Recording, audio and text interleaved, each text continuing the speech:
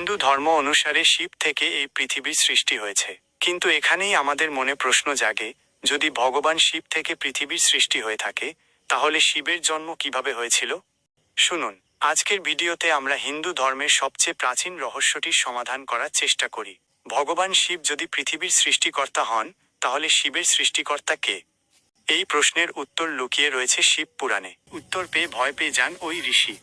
শিব পুরাণ অনুসারে একবার এক ঋষি সরাসরি প্রশ্ন করে বসেন, হে দেবাদিদেব মহাদেব, আপনার পিতা কে? এতে ভগবান শিব সম্পূর্ণভাবে ভালোভাবে বলেন, আমার পিতার নাম ভগবান ব্রহ্মা। তখন সেই ঋষি বলেন, তাহলে ব্রহ্মার পিতা কে? তখন শিব উত্তর দেন, ভগবান ব্রহ্মার পিতা হলেন ভগবান বিষ্ণু।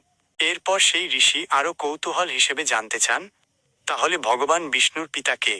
এই প্রশ্নের উত্তরে ভগবান শিব মৃদু হেসে উত্তর দেন, ভগবান বিষ্ণুর পিতা আমি নিজে। ভগবান শিব তাকে বুঝিয়ে বলেন, আসলে আমার কোনো আরম্ভ বা শেষ নেই। আমি একটা চক্রের মতো, যার কোনো সৃষ্টি বা বিনাশ নেই।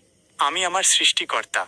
এরপরে ঋষি ভক্তি ও শ্রদ্ধায় মহাদেবের চরণে লুটিয়ে পড়লেন। তিনি বুঝলেন, শিব হলেন আদিদেব, যার কোনো জন্ম নেই, তাই কোনো বিনাশও নেই। যদি আমাদের এই আজকের রহস্যময় আলোচনা আপনার ভালো লেগে থাকে, তবে অবশ্যই একটি লাইক করে দিন। আপনার মূল্যবান কমেন্ট করে জানান কেমন লাগলো। এই শাশ্বত সত্যের কাহিনী আরও মানুষের কাছে পৌঁছে দিতে শেয়ার করুন। আর ভবিষ্যতে এমন আরও গভীর ও অজানা গল্প শুনতে আমাদের এই চ্যানেলটি ফলো অথবা সাবস্ক্রাইব করে দিন। ধন্যবাদ।